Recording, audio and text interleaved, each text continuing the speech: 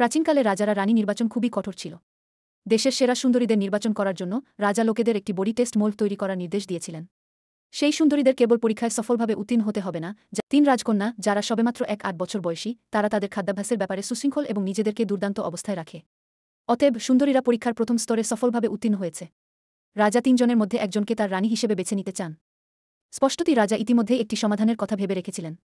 তিনি তার চাকরদের ৩ গ্লাস রেড ওয়াইন প্রস্তুত করতে বললেন এবং রাজকন্যাদের বললেন যে ৩টি গ্লাসের মধ্যে একটিতে বিষ মিশে গেছে। এই স্তরটি আপনার সাহস এবং ভাগ্য পরীক্ষা করে। কেবল সত্যিকারের সাহস। এরপর তিনি ৩ বন্দীকে আলাদাভাবে পান করতে বললেন। যেমনটি প্রত্যাশা করা হয়েছিল, বিষক্রিয়ার কারণে একজন বন্দী শীঘ্রই পড়ে গেল। রাজকন্যারা তৎক্ষণাৎ ভীত হয়ে পড়েন, কিন্তু সৌভাগ্যবশত রাজা কখনও সুরক্ষার অধীনে থাকা কাউকে ক্ষতি করেননি।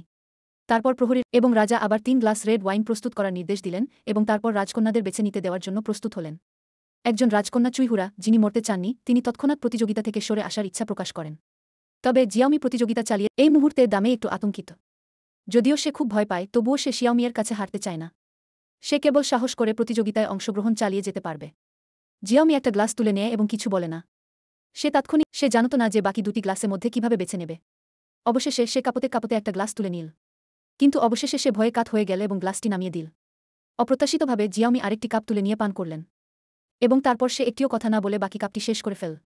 দেখা গেল যে সে ইতিমধ্যেই আশা করেছিল যে ওয়াইনে কোনো বিষ নেই এবং বন্দীটিও এখন তার মৃত্যুর ভান করছে, কারণ সে অনেক আগেই শুনেছিল যে রাজা একজন রাজা এবং তাই জিয়াওমি সফলভাবে রানী হয়ে ওঠে। ধন্যবাদ।